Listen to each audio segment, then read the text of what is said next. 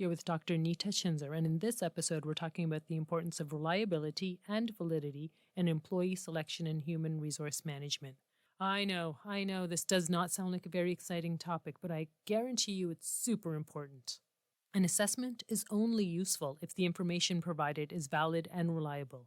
Specifically, in this episode, we will be discussing how selection techniques and assessments need to yield valid and reliable data. Reliability is the degree of dependability or consistency or stability of the measures used.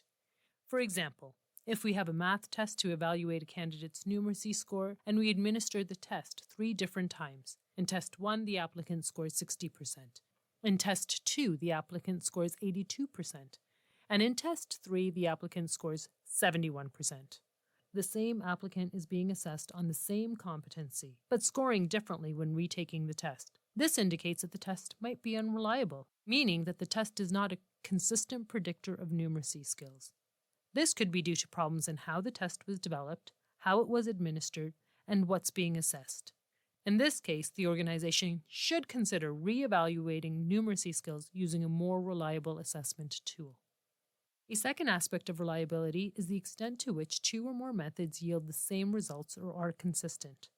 For example, an applicant with a high score on a personality test for impulsivity should also get a high score on a test for lack of self-control. If an applicant scores low on one but high on the other, then something might be unreliable in this test. Alternatively, the employee could be faking the results with one of the tests, which is something discussed in my textbook in the chapter around selection. The third aspect of reliability is inter-rater reliability, which assesses the consistency between 2 or more raters when evaluating the same applicant when we put this in a selection environment. Let's assume we have 3 hiring managers reviewing the same interview results, and one suggests that the applicant is a very strong fit for the job, the second suggests that they're a moderate fit, and the third suggests that they're a poor fit. The process is lacking inter-rater reliability. This could be due to vague terms defining what's being assessed, individual biases that might be impacting the evaluator's assessment of the criteria, or the assessment overall could be faulty in other ways and needs to be reconsidered. Now, a lot of people use the terms reliability and validity interchangeably, but they mean distinctly different things. Validity indicates how well the evaluation procedures are related to what you're trying to measure. For example, validity in employee selection should indicate how well the selection evaluation assessments are related to actual job performance. Put another way, can the test accurately identify candidates that will perform well on the job? There are 3 types of validity. There is differential validity. This exists when the assessment results in a different level of validity or predictive power for different subgroups of applicants. For example, perhaps an organization uses an online video game for selection assessment. Younger people may be more familiar with the video gaming environment, therefore score better on the test. Older people might not be as comfortable with the interface, and I say this as someone who's tried to play video games before.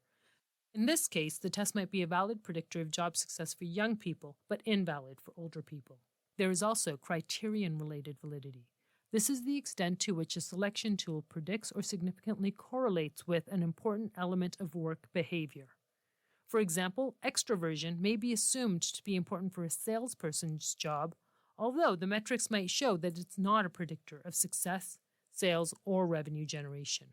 There is content validity. That is the extent to which the assessment adequately samples the knowledge and skills required to perform the job. For example, a job of a university professor might only require 10% of the time to be spent speaking with large groups, while 40% of the time is spent collecting data for and writing academic papers. An overall selection assessment should weigh the value of what is required for the job accordingly. An assessment of only research output might negate or not consider what is being done for the remaining 60% of the job as a professor. Or an assessment that evaluates public speaking at 25 to 30% overinflates the value of that in regards to what the job requires. Lastly, we have construct validity. In this case, the theoretical trait considered essential for job performance can't be tested directly. Constructs include things like leadership ability, abstract thinking, and reading comprehension.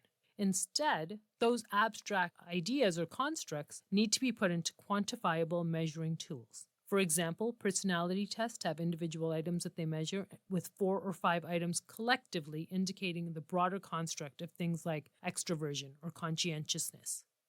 Construct validity often involves extensive testing and statistical technique that require expert judgment and assistance in order to validate that the abstract concept is being evaluated and assessed correctly.